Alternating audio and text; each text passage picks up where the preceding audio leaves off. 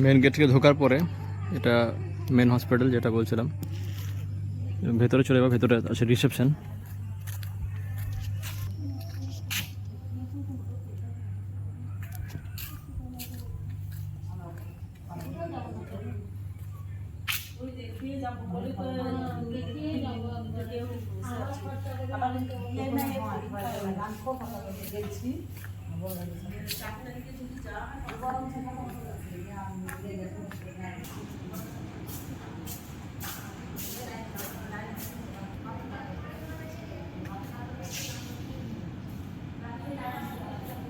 সম্ভবত এখানে কানের ট্রিটমেন্ট করা হয়।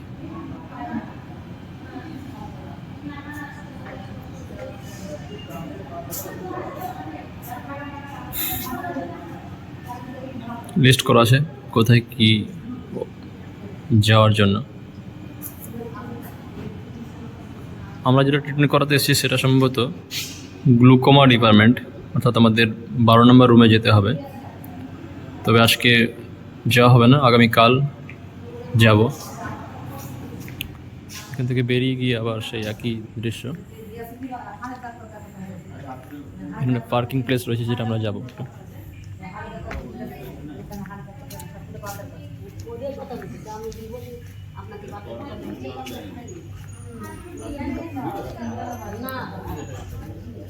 দিওয়ালি বানানো হয়েছিল এখানে।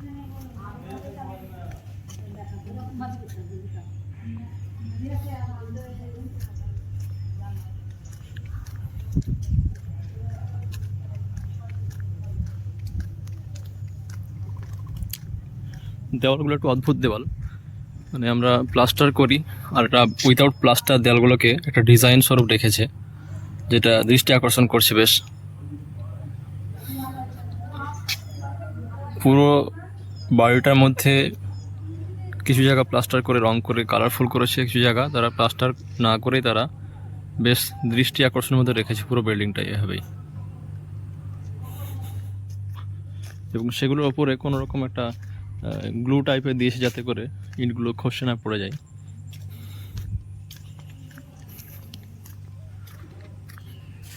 এখানে রয়েছে প্রি অপারেটিভ ওয়ার্ড। এরপরে বাচ্চাদের জন্য হয়তো পার্কিং প্লেস, যেখানে দোলনা টোলনা কিছু রয়েছে সামান্য।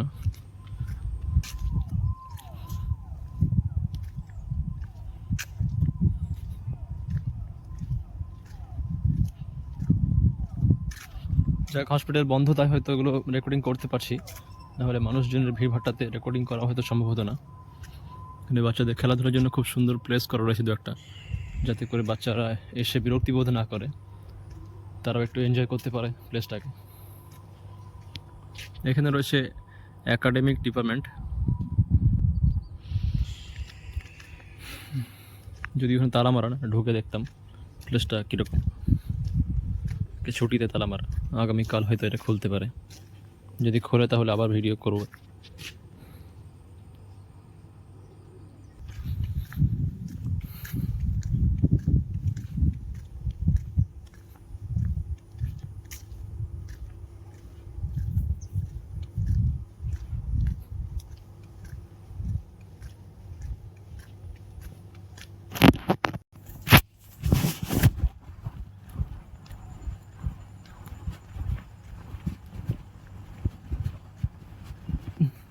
अंदर कुछ होता है? अंदर नहीं मिलेगा भाई जाने के लिए। अच्छा अच्छा, ठीक।